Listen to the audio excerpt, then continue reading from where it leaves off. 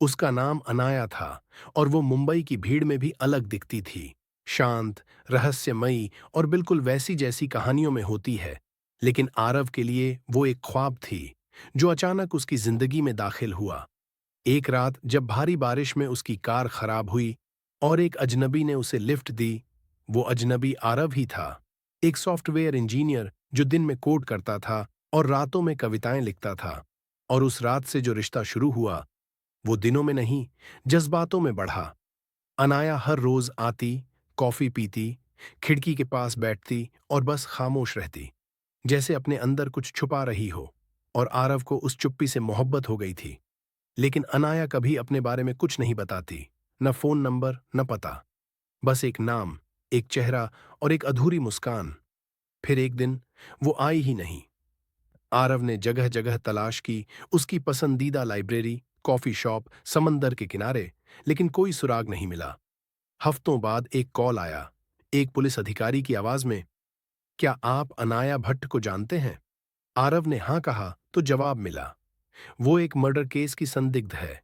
उसने 1 महीने पहले अपना नाम बदलकर शहर में रहना शुरू किया था और लापता हो गई है। ये सुनते ही आरव की दुनिया हिल गई। लेकिन उसका दिल अब भी यही कह रहा था कि अनाया ऐसा कर ही नहीं सकती।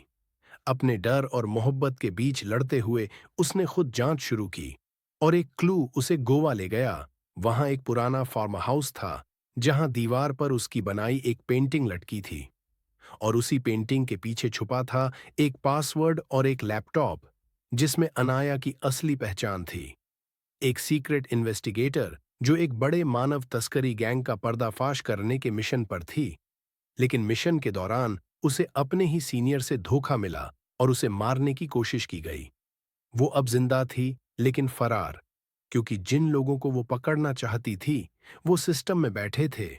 आरव अब सिर्फ उसका प्यार नहीं था, बल्कि उसकी सुरक्षा की आखिरी उम्मीद भी।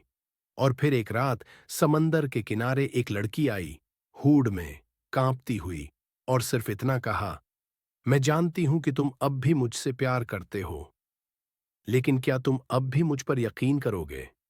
और आरव ने बिना कुछ कहे उसका हाथ थाम लिया, क्योंकि सच्चा प्यार शक से नहीं, यकीन से जिंदा रहता है। और उसके बाद दोनों एक नई पहचान के साथ गायब हो गए। दुनिया से नहीं, उस सिस्टम से जो सच्चे लोगों को छिपना सिखाता है।